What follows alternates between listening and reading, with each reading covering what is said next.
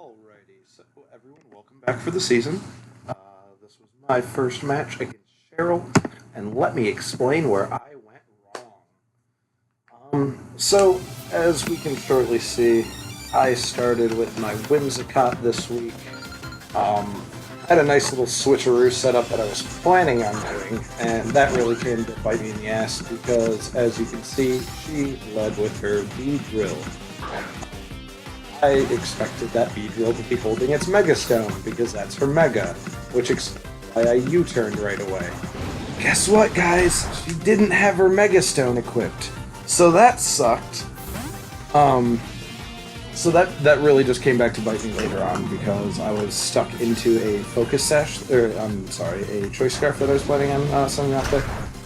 So, yep. Sending High Five goes to take the physical hit, because I was expecting something poison, just to, like, one-shot fucking Whimsicott out of there. Wasn't expecting a U-turn, that's for sure. So, yeah, he took it pretty well, like I expected him to. However, this right here, I kind of wasn't expecting. Like, okay, I knew this was about to hurt, and I figured I was going to survive with very, very little HP. But man, did this Pangoro just really fuck me up to this match. Just sheer force of will. There wasn't much I could do. I had the Pain Split ready to go. I knew he was going to get rid of my leftovers, so I used the Pain Split right off the bat, because I knew it was going to hurt. And I knew I could even the playing field a little bit. However, I was not expecting this knockoff that he didn't have Iron Fist anymore. He didn't get it super effective, nor did he get the boost for the item. But it still did over half my goddamn health. I truly wasn't expecting it to hit that hard, I guess. Maybe I should have. But I was expecting the switch out, and I was hoping she expected the Dragon Claw, which I think she did, but that's not what I was going for. So I definitely played that one right, and to my advantage, I believe. Silly animation. What else is happening? How are you guys, man? So yeah, one hit KO onto the Majerna. I was really hoping that would happen, because I was kind of scared of her and Keldeo. Well, turns out I didn't have to be scared of her, just Keldeo. Speaking of. So in comes the Keldeo. I knew Garchomp was fucked, and I wasn't going to let him just take a water attack right there. So that is when I switched out to, yes, Big Mama. I was expecting a water or ice move, essentially just like that. So I knew she could take it. I really, really was hoping she would stick around for one more move, but that kind of made me realize that she was choice something. I didn't know which choice item, but I figured she was locked in if she wasn't going to just willingly choose a fighting move at that point. Yep, he came back in. I knew that. I got the poison on him, which, yeah, I guess that was nice, but I mean, a little late. He was already hurting, but it did help me out in the long run. But I definitely pulled her out because I wasn't letting her take a Drain Punch. I didn't know exactly which fighting move was coming, but I knew it would be a fighting move, hence the Coffin Regis switch. Boop boop. I mean, that's pretty common. Or pretty expected, I guess to say, not common. Yep, doesn't work. I don't even remember what I went for. This battle felt like it went on forever. Oh yeah.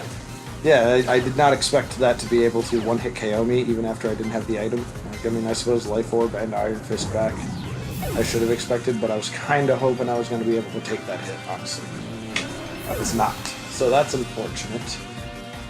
I don't even remember what happened after this. I can't even keep track of her Pokemon. They all have such similar nicknames.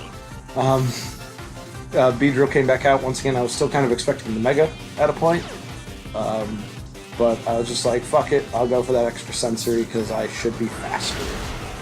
Which I was, and that extra sensory did exactly what I needed to. Whoa, pow! Dead. I was surprised she brought in a Mongoose after this, but I mean, I wasn't complaining either, because, well, you'll see in just a second.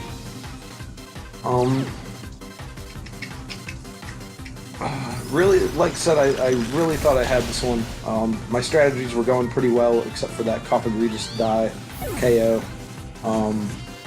Other than that, though, I thought I could still pull this out, even with that really strong fucking Keldeo. This was the moment where I realized that it was Choice Scarfed, and the fact that she was willing to bring him in, I guess probably should have hit me, but I thought I was still going to be able to move faster. So, as you can see there, I wasn't. And that is the death of Greninja. Very sad, very sad. Hit me with that secret sword. Sucks. Brought him in. This was a total... This was a fuck-up from the beginning, because in my mind, he shouldn't have had Choice Scarfs anymore. But I got scared away from the Mega Beedrill because I knew Switcheroo wouldn't work earlier. So, I'm still stuck here with this Choice Scarf. So I decided to do the Substitute, which I don't know why I thought that lasted through Switch Out. I can't even lie and pretend that I thought it was going to do something. I just really thought it lasted through Switch Out. That shows you why I never tried to do the Substitute idea. This was just me trying something new for once, and well, you can see how it paid off. Brought Blissey in, took the hit. Once again, that wasn't my plan because I didn't want to switch out immediately after Substitute. But I forgot that, hey, I didn't get to switch my Choice Scarf, so I didn't want to keep sitting there substituting. So I went for the Toxic on this bulky son of a bitch. Wasn't expecting the Roar from him, but I kind of just went with it. And I also thought at this point a Dragon Claw would do a bit more damage than it actually did. I was totally willing to lose Garchomp. I probably shouldn't have been in the long run, but at this point in my head I thought I could because I thought that Dragon Claw was going to do a lot more damage than it did. Guess what? It didn't. Down goes Garchomp, which is very unfortunate, but hey. You learn some while you lose more, I guess. I don't know. Guys, I'm really tired, so don't take anything I say to heart. Yep. Back in with the borderline racist Whimsicott. This is where I went for the Switcheroo finally. Like I said, it really fucked me that I didn't do it against Beedrill. I should have, I guess, but I thought he had that Mega Star. So it really just kind of fucked me for later on.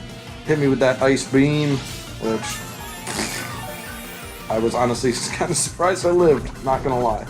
But I did, so that's cool. And what did I do? I don't even remember what I did after this. I have no clue. What did I go for? Oh, yeah, that's right. I went to U-turn out because I actually, for once, didn't check my opposing Pokemon stats that time. And I thought for some reason, even after the Choice Scarf, I would still be faster with a speed-invested Whimsicott. I was not. Once again, another dumb part on me. Out comes 9-9.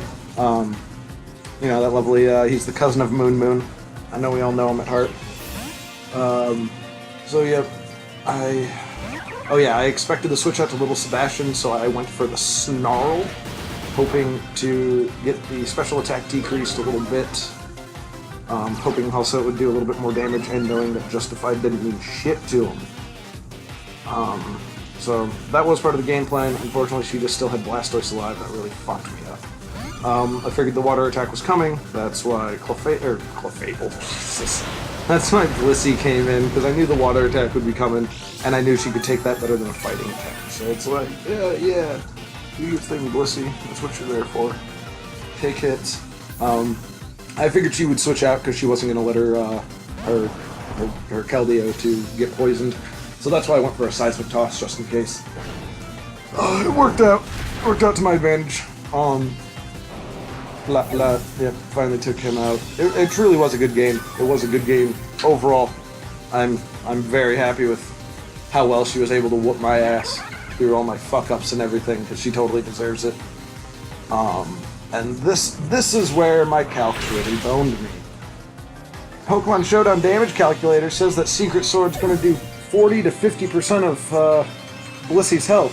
The only problem is that it doesn't calculate it in its secondary ability, where it goes off of physical defense. Boom, down goes Blissey. At this point, I'm like, oh, well, good game. I lost. I did what I could, but those few fuck-ups on my end really cost me the game, and it's unfortunate. But, oh well. Yep, I was hoping a Snarl. Maybe I could get a crit or something, do a little bit more damage. And then, spoilers, I followed it up with a Extreme Speed, just hoping. Just merely hoping at this aspect, because I knew I wasn't going to live much longer. I knew he was locked in and faster than me, but at least he was locked into a fighting move, but as you can see, that one fighting move still really wrecked me. So, the fact that that left me with 3 health, and then plus my leftovers, I knew another Snarl was just useless, because he's going to kill me anyway. So let's go for another Extreme Speed, just to say Arcanine did as much damage as he could this match. Yeah.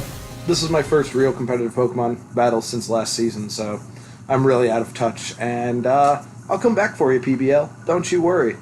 But other than that, it was a good match overall. I had fun as always, because, Pokemon.